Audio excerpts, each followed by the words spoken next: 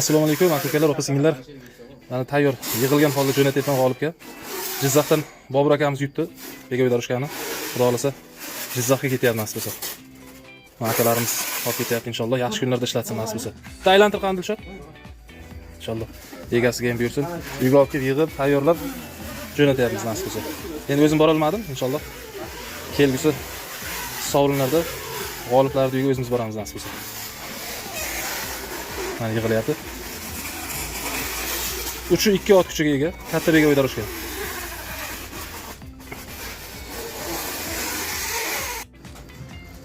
Turishiga boradi. Taqobat joylashdi. Hozir bir tomonga bemalol yotqizsalaringiz ham bo'ladi, lekin. Ha, bir mana shuni liboy tomonga. Dilshod shunday chiqib aka. Ha? Aka yiqilib ketishi mumkin-da. Do'stlar, shu o'rinda kimgadir savol tug'ilishi mumkin. Bir oyda 20 kilogramm oshsa bo'ladimi deb. Albatta, mana Bobur akamiz isbotladi. Xo'p, videoni oxirigacha ko'ring. 149 kg bilan boshlab har haftalik tarozisini bizda bir oylik marafonda har shanba kuni tarozi kuni edi. Har shanba kun taroziga chiqib tashaganlarni video qilib ko'rsatganman, realni o'zim tarozisi va videoni oxirigacha ko'rsangiz, sovg'ani qabul qilib olganlarni ham video qilib jo'natgan akamiz. Tarozini oldiga keldim Nuriddin aka, xudo xolasa. Endi yo'lda turibdi. Ustiga chiqamiz endi.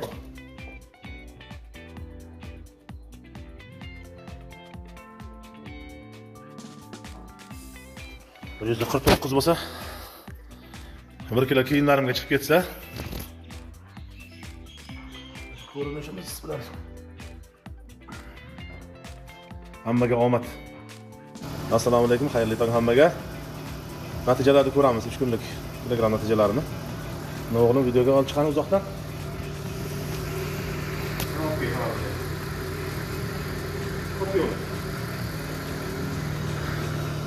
Mana mana.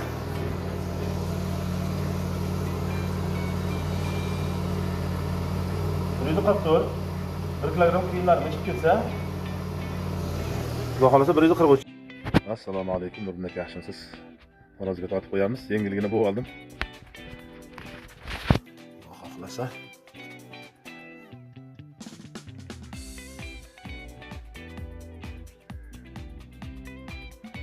Assalomu alaykum. Nuriddin aka, yaxshimisiz? Salomatmisiz? Sal kechikib qoldim endi taroziga. Tashlab qo'yaman hozir. Tarozimiz 0 holatda. Xo'sh. O'tirib olamiz.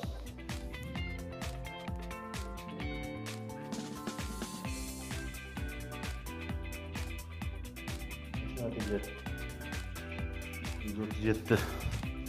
Assalomu alaykum. Tarozi natijalarini ko'rsatamiz.